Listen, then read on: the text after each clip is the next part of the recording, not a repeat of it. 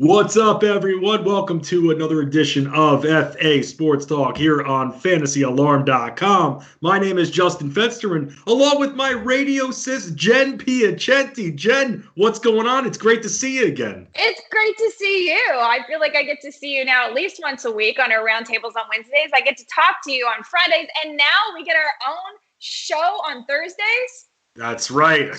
Can you believe that? Who let that happen? Seriously, right? Whoops. Oh, okay, Jen. I thought you were going to say something. Well, Jen, I thought about dressing up for the occasion, but instead I said, okay, if I'm going to visit my biological sister, what would I wear? This is exactly what I would wear. So you get the sister treatment, Jen Piacenti. I'll take it. There's another reason why I wore this today, because this is Larry Johnson, former NBA player and great, and with more news coming that the NBA could be on its way to returning with partially a bit of a regular season left as well. 5 to 6 games for some teams. But Jen, here's the problem with that. There are certain areas we know about that we're dealing with this with the MLB. But let's just say there's a team from Canada that happens to be the defending NBA champions, the Toronto Raptors, that might be at a disadvantage from the get-go when the recall happens. You're hearing it could happen June 1st, with games expected to begin in the middle of July. But Jen, here's the problem. With Toronto and the border and everything like that, you've got a lot of players from the Toronto Raptors that aren't in Canada right now. As soon as they enter Canada, they're immediately locked down on 2-week quarantine. That's going to put them behind the 8 ball a little bit. Right. And that's absolutely not cool. But I'm not really sure there's a way around that. I think maybe what NBA needs to figure out is there a place in the U.S. where they can return to practicing immediately, maybe a neutral site? Because it wouldn't be fair if they had 2 weeks less of practice. Right. And that's the big thing because, I was thinking about it with baseball, too. You have the Toronto Blue Jays as well. I mean, with the MLB, is that going to be another problem they face? Right now, they're at a standstill here with the players in the league. But at the same time, that's another issue that they may have to think about as well. Well, and I do think that's an even bigger issue because with the NBA, they've already said, we may play just in Vegas and Orlando. And then, giving Toronto Raptors a neutral site, cool. But if you're trying to play in home ballparks, which MLB says they're trying to do, then you really do have an issue with players going back and forth across the border and how that would work with quarantine.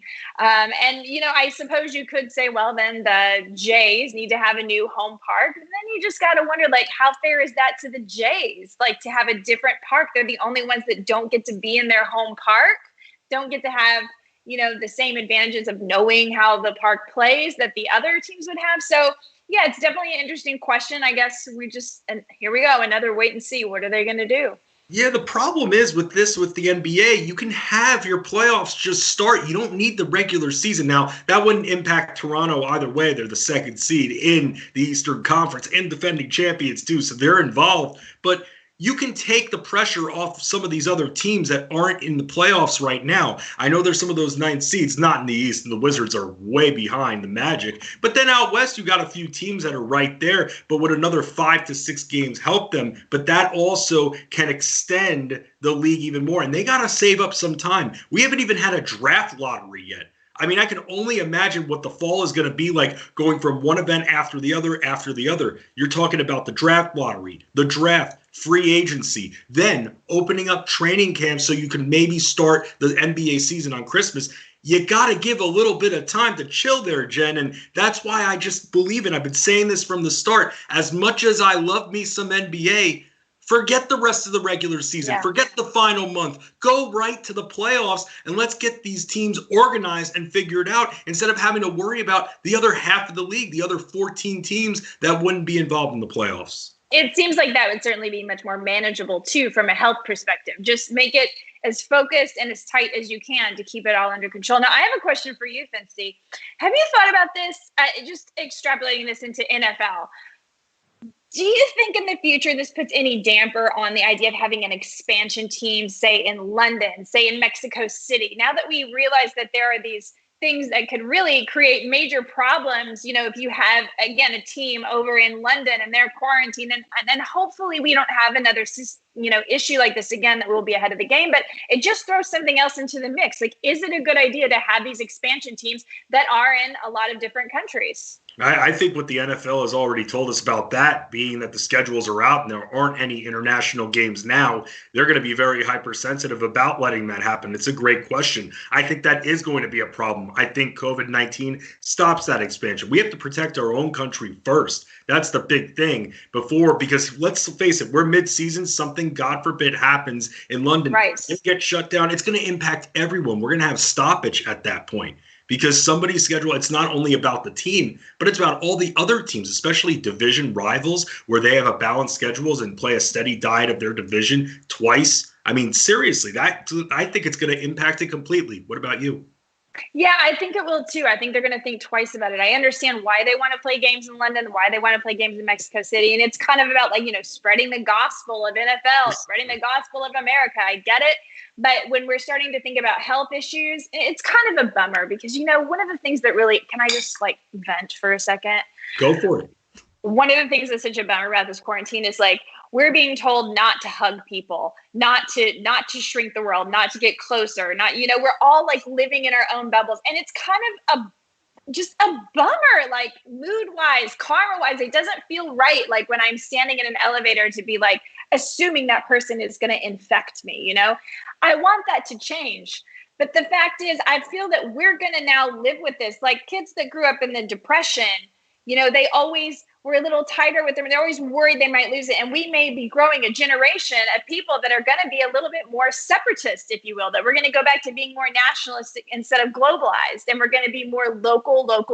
And it's going to be interesting to see how this plays out. But I know, especially for those of people that are younger, they're going to feel this, I don't know that they want to go to London. I don't know that London wants us there. I don't know that we want to globalize the same way. It'll be interesting to see. It's just all, hypothesis, but it's definitely a bummer because I loved the idea of the world getting smaller and us all getting closer and being friendly and hugging people and all of that. And it feels like we need to go the opposite way now. Yeah, it really does, Jen. And to bring a little life realism into this, Jen, my wife and I haven't been on a vacation outside the country in 3-4 years. And we've been talking about wanting to go someplace. Now I can't even think when everything universally starts to lift, all bans, everything, when everything seems to be deemed fine, I'm not rushing to go on a plane anytime soon. My paranoia meter is through the roof at this point. And I know how germ-infested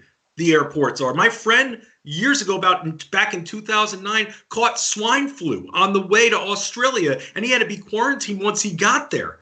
It happens. It's really, really dirty, and no one really cares. Not everybody is hermetically sealed or wiping or using sanitizer every time they're walking off the conveyor belt where you're grabbing your luggage that everyone is touched in those dirty, disgusting bins. Jen, have you given any thought of this? Because you traveled a lot, I'd say, in the last few years. When are you going back on a plane? So I'm a big traveler. And I have to say that I've thought many times, I'm so glad that I've already been to Greece, that I've already been to Italy, that I've already been all these places I want to go, because at this point in my life, I'm not sure that would become a priority anymore because, it's already changed. I do believe planes are absolutely filthy. I fly all the time. This has been the longest I've gone without flying. I'm definitely a traveler. I do think they are much cleaner now than they've ever been. I think that's a good thing. The recycled air is a problem. You're breathing recycled air. These particles are airborne. You're stuck on a plane. What are you going to do? It's dangerous. That being said, I would be willing to fly if I were flying home to Texas or to someone's house or to somewhere local where I knew I could be with just them. I'm fine with that. I'm a little bit maybe more brave or reckless than others, but I've been wearing my mask. I do all my thing, and I'm kind of used to flying. They're not booking any middle seats now. As far as going on vacation, no, it's going to be a while before I feel like getting on a plane, staying in a resort where a lot of people have been, letting everybody else cook my food, touch my stuff. No, like I said, if I'm going home, I'm going to hang out at, my dad's, and he's going to be cooking pizza for me for the week, and we're going to be hanging out in his backyard. Yeah, I'm willing to do that, to take the flight and just be very careful. How do you feel? I feel that way too. I want to be careful. And I'll say this. I think for a lot of people, and can't speak on behalf of everyone, but whether it's with your significant other or other members of your family, I think the quarantine has raised that awareness of that kind of importance and closeness of family during times of tragedy and times of fear, and fear of the unknown especially, which is crazy. And everybody going through it together, it kind of puts us all. And that's why at the Fantasy Alarm family, the content just continues to pour out. That's what we do. This is, in a way, this is how we're adding to making sure everybody has some kind of, I don't want to say distraction, but something to hope for. And that's why I take a very hopeful attitude when it comes to this whole pandemic in sports. That's just the type of person I am. I don't want to think about, well, what happens if there's no MLB season? I'm looking to try to piecemeal it in my mind. I know, Jen, don't freak out. But still, if I'm starting to see these articles and reports come out that they're trying to push it forward, that right there is encouragement. I'm not just going to write off the season because everyone's at a standstill. Seeing different plans encourages me that they're really trying to get something going. I really think that they are trying to get something going. I think the general consensus is it's time to just go ahead and live our lives carefully, but it's time to try to get back to normal. We can't let things stop us forever. We can't live alone forever. We obviously need to be very careful, but eventually life does go forward, just like any, drama that happens, just like the depression, just like all of the things that have happened. Eventually there is the other side. It took a long time before people wanted to get on planes after 9/11.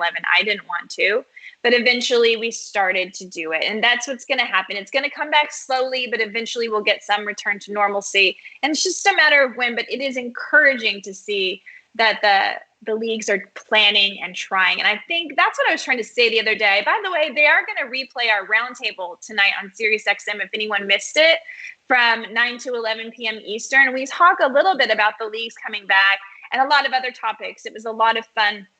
What I tried to say there is I appreciate the MLB is trying, and I hope it doesn't get silly with all the money stuff, because what we need to see as fans and for the future of the sport is that the league is trying to come back. Now, if a health outbreak starts again and they need to shut it down, that's fine, and that's absolutely most important. But we don't want to see you already stop trying right now. It's too early to just roll over when you could still have months and months of play potentially. We don't want that. Yeah, I just want to say this as well. It's, everybody's getting hurt from this pandemic. Yeah, everybody. Financially as well. People are out of jobs. And with the MLB, I get it. They're accustomed to living a certain lifestyle. We talk a little bit more about that. But let's just get our jobs back. Let's just do that. Let's just keep moving forward, and the money will come back.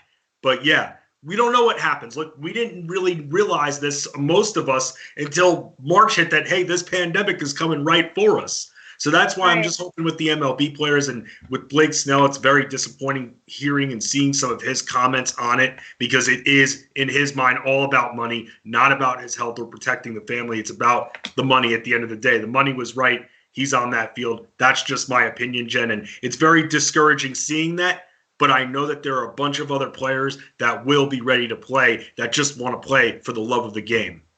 Absolutely. Now let's talk about a little fantasy baseball, Jen, because I have been taking a few trips to the mock draft army on rtsports.com. And, a lot of the conversations, it's not just your mock drafting with some of our staffers at fantasyalarm.com. It's your own personal chat. And we're all chatting away. I was a little bit quiet in my last few because I've just been focusing a little bit more on finding the trends. So, my pops always said, you learn more from listening. So I'm trying to see what everybody's talking about in terms of players being drafted, where picks people are freaking out about. And Jen, one of the things that I'm freaking out about is this year, one of my main goals with fantasy baseball drafts was to pay a little bit more attention to the closer position. I'm one that would try to draft one middle of the draft, and then that's it. It would always screw myself over when it came to saves. However, this year, even before the pandemic, I was more committed to addressing the position a little bit sooner, maybe in the 11th round and then the 13th of a draft. But now, all of a sudden, I'm in the mock draft army with Fantasy Alarm's finest, and I have to pay 9th round value max, it seems like, for closers. If I don't get one before the 11th round, I'm done. I'm finished. I'm praying someone's losing their job. What is it? Yeah, and if they what are the odds of them losing their job? They only have 82 games. They have only so many ways they can, use people. I think what it is again, position scarcity. First of all, we don't know how many of these closers in the first place were going to have a job. I mean, maybe there's 10. We're pretty sure definitely have the job. We know Aroldis Chapman has the job. We know Josh Hader has the job. We know Kirby Yates has the job. Roberto Ozuna has the job. There's about 10 of those guys maybe that we know have the job. And then there's a bunch of guys that are kind of like medium. And then there's some guys that it's a committee, right? So when you think about that you already know that you're going to have to take one. If you want to really lock up the closers, you may have to take a little earlier than super late. But now we're talking about half a season. Okay. Right. There's not a lot of time for them to experiment to get a new closer. If somebody does lose their job, what are the odds that somebody else is going to come in and get you enough saves? They're going to have to go through a few people to try. It just doesn't make any sense. What does make sense is get somebody that's going to help you with that category and just lock that in, because there's so many things we don't know. We don't know how they're going to platoon players. We know stars. Should see longer or shorter on beginning of the season starting closers. Do you think leashes on? Meaning, do you think that coaches will be more patient with them? Or do you think that they'll be impatient and after a few blown saves, it's goodbye instead of giving them the usual month or two to try to figure it out? I think they'll be impatient and they'll go to more committee if they need to, except for the few guys that have the job.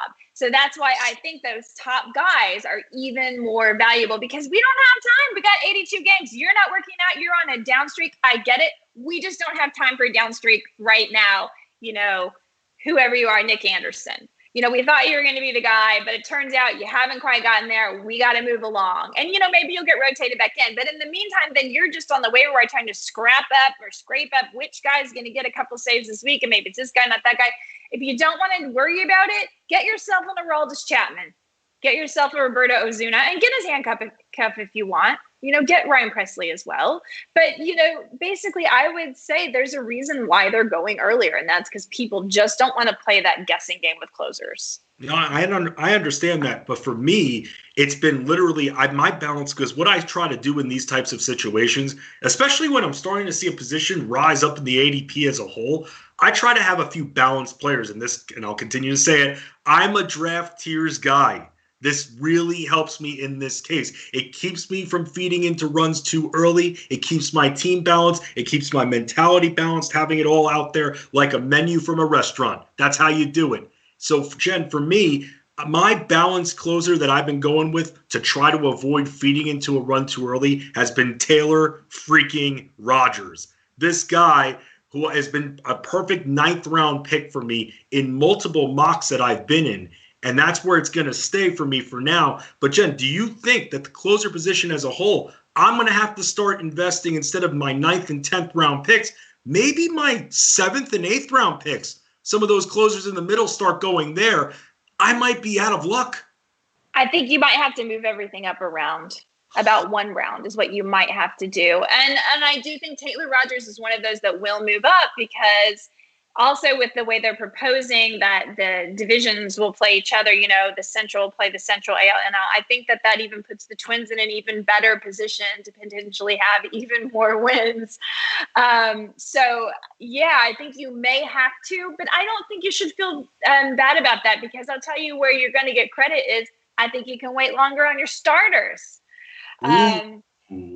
So I think it's going to all work out. I recently did a draft over at Fantasy Pros with Bobby Sylvester from Fantasy Pros, and I took a starter very late and then waited a long time, and I took a closer in round 8, and I was projected to have the better draft. I mean, obviously this is all projection, but you can do those things. So don't be afraid to try new strategies, and that's one of the things I want to encourage people to do. Go to the mock draft army, try these strategies, because the truth is we don't know. We don't know what's going to happen. But the expert consensus rankings, most of them have been updated now for at least a shorter season. So they are going to reflect that, and they're going to help you when you get, your stats at the end, get an idea of what you did draft and how you're doing. So, for me, I'm not taking a Garrett Cole, period. Won't be taking him. Wow. He's going to go too high. Don't need it. Don't need it. Why is Garrett Cole so valuable? Because he throws so many strikes. He throws so many innings. So valuable. Well, over 82 games, Lance McCullers could do that for me. You know, like there's quite a few. Chris Paddock.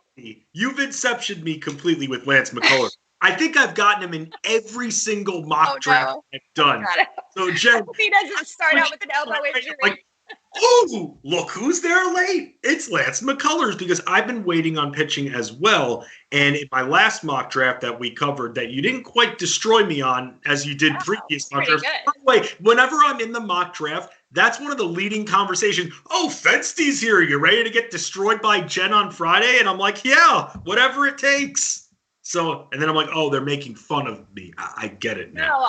No, it's all love. We're all family. I know it is. But Jen, I want you to make me into an ace. If you think one of my drafts absolutely suck, I want you to tell me that this is the worst piece of garbage draft that you've ever seen. I want you to tell me that. And you pretty have told me that before about some of my mocks. But I got a fresh mock coming up for you, Jen, on Alarm After Hours tomorrow. And by the way, from now on, all week long, 11 p.m. to 1 a.m. Eastern, always on demand if you can't catch us live. But, Jen, I got another mock for you that I think you'll be very happy about. My last mock, I took Yu Darvish as my first pitcher. I was fine with that. 6th round, okay. Sign me up every time. I'm fine with that too. Did you see Yu Darvish's second half last year, everyone? Now, this is what's interesting about baseball. You know, you can look at splits. There's a lot of question about splits too. Like, we're going to have a half season. Do you follow a split? Do you follow someone who is a slow starter? Like, are they going to start right away in July being hot, or are they a slow starter no matter what? We don't know those things. But one thing we can see about Yu Darvish is he clearly figured something out last year in the second half of the season. And the guy was on fuego. He was amazing. Should he continue that? He could be in the running for Cy Young. That's how good he was. So getting him in the 6th round, if you believe that change was real, and it was sustained long enough to believe that that change could be real, absolutely. Wait till the 6th round. He could be every bit as good as Steven Strasburg. The 6th round. That's all I'm going to say. At that point, 6th round, not addressing starting pitching, now moving up closers a little bit more, makes the investment a little bit more worthy, and it gives me the opportunity to move up a position like that. Hey, I'm learning just like everybody else is regarding whatever kind of season format we're going to have. rtsports.com/mock-draft-army.